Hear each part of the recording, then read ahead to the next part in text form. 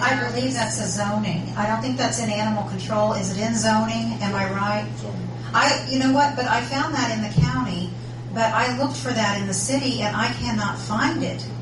I found it in the county ordinance. Of course, it depends on how it's zoned. I'm assuming that some of that is small towns. Well, I think anything with 4 animals requires a kennel license, and we don't issue kennel license in town. And for just anybody who wants to have that, that's Are these people, excuse me, Mark, are these people that have these 30 to 40 dogs, is this a business that they're running? No. Most of it's so county. That would go with, most of it is county. Most of it is county, but there are some city residents that have 11. Yeah. Oh yeah. And some that have 15 and 20 I thought cats. we had to, couldn't But have again, they're more ordinance. You just catch every cat that comes along. So it's. Go ahead. Talking about the licensing, I guess at the bottom of page 3, it's 90.02. Okay, hang on a second. Page 3. Okay. Letter B, number 5, Okay. where you're talking about the licensing. You don't have anything in there where you're talking about the number of years. Oh, 1. I'm sorry. Well, so that's what we're looking at. It's 1 year. Right. I don't know why you got to pay a fee every year to license your animal. Why couldn't it be a one-time? You know, I come and I license my pet one time. Now it's got a license. I'm open to suggestions. Being married to my wife, I would appreciate that too, Jay. A one-time fee. I'm open to that. One time. Yeah, I don't see that would. Okay. When that animal dies, can you replace it on the same license? They just It's not, need to replace it's not it. transferable. It says that in there. It's Not, not not transferable. I get duplicate colored dogs. So it should be reading. If we would like it to, it should read 1 year. Or No. lifetime. One time. One For time one fee. time. Okay, a one-time. One time. Because that yearly, and what was the price on that? $5. Well, for an unneutered, Yeah, $75 for an unneutered dog. for an unneutered animal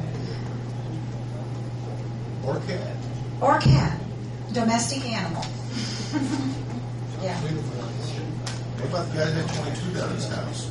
Pardon? What about the guys that got 22 in his house? Well, but we also have the kennel permit on page 4. But this is outside, it doesn't, you can't do anything inside. Okay, that's just strictly outside. But you said there was a 4 animal, and I need to find that because I have looked and looked, and I can't find it. And if we can't find that, can we propose it? Sure. Yeah. Go ahead and put it in the ordinance. What I was looking at for his licensing, I didn't want to discourage someone. Say, well, you know, times are hard the way it is right now. I have 4 dogs. I really can't afford $20 for these dogs. Even though they're pets, that's what they are, as pets. Maybe they're just some mongrel pups. I mean, those are good dogs too, you know. But they give them up because they can't afford the $20. Well, the way I see this working, that Mike's not going to be over there demanding payment or licenses. I think it's going to be the way it used to be. It was voluntary, and I will volunteer after this is passed, if it is passed, to go to the pay up. But I just Mike will be there and count your animals. yeah, I just see it. Time. I just see it as a voluntary, more or less donation to the animal shelters, and I don't have a problem with that. Okay, Tim, we look at the license and paging on through what else did I highlight in there? And the reason I give this to Tim because he's our legal concern. I mean, I think page 4 you see that most of that highlighted. Licensing. Well, permits. Permits. Yeah. Permits. I think that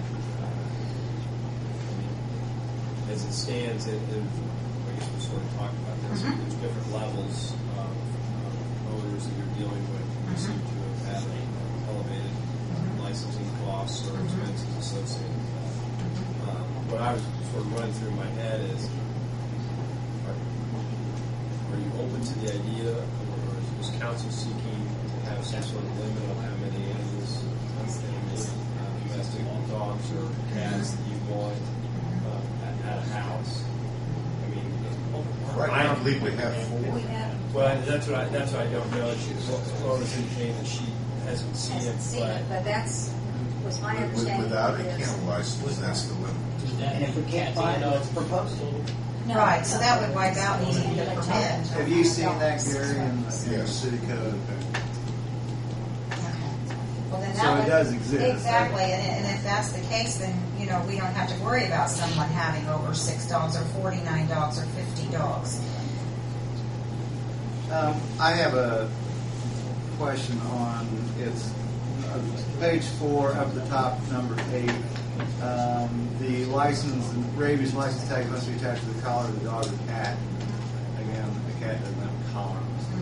Well, just like even now, if we get a dog in and the owner, calls and says, well, you have my dog, or we call them, because a lot of times they've called in and said, we've lost our dog, then we just ask for verification of rabies. Okay. And if they don't have it, then they can just go get a prepaid rabies receipt from the vet, and we'll release the dog. And I guess one of my concerns as well is the price on the non-spayed or neuter dog and cat. That's quite pricey, $75. It is. The way that we look at it is that we now have a low-cost spay-neuter in Greensburg, and to have your animal spayed or neutered, get its rabies shot, and pay the $5 license fee, it's cheaper than the $75. Can you see where we're going with that? And we always, educate. So that's where we're going with that. Our goal is to reduce the animal population so that we don't have so many animals coming into the shelter. So what's the cost for that? I believe it would be, it's $50 if the dog is below a certain weight, and $60 if the dog is over a certain weight. And cats are even less.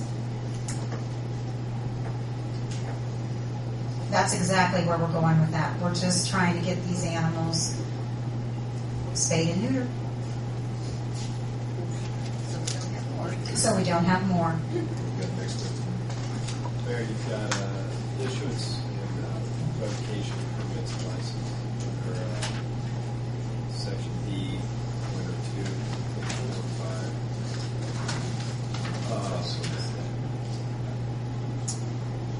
I'm not sure. You've got a circle. I'm not sure you've got the whole thing. Okay. Just indicates under sub 1 that the licensing authority may revoke any permit or license if the person holding the permit or license refuses or fails to comply with this ordinance. And I think that's probably, or it indicates it's promulgated by the Greensburg Decatur County Animal Control Board or any other law governing the protection of keeping animals. Which I just think it says that the Animal Control Board has the ability to revoke or issue permits or licenses that this ordinance is contemplating. And maybe I look at this wrong, but I look at everybody being equal. Everybody having to follow the same laws. Exactly. Is it practical, and can you police it? And that's the problem. But we can't police it. It Some is. people are not going to be involved in it. They just want to refuse, that's it. We have a few law-abiding citizens when it comes to pets, it's going to follow suit. And that's where it goes into owner responsibility, and failure to comply with the provisions of that section are subject to a fine. Okay, here's where I have asked Tim's opinion about enforcement. Do we have enforcement? I mean, we have a fine of $100 for failure to comply with general animal care, which would be the reason that we would have to revoke someone's license, or for whatever, neglect, or whenever we get a neglect call or a call on an animal that's not being cared for, or even habitual offenders of letting their dogs run at large constantly. And we have one right now. We have two in particular, but here again, what do we do with this? We have one in particular that, they don't get their mail anymore. They've been cited, and the dogs are still running at large. And the only, I don't, my hands are tied. and on this one she's talking about, it's gotten so bad that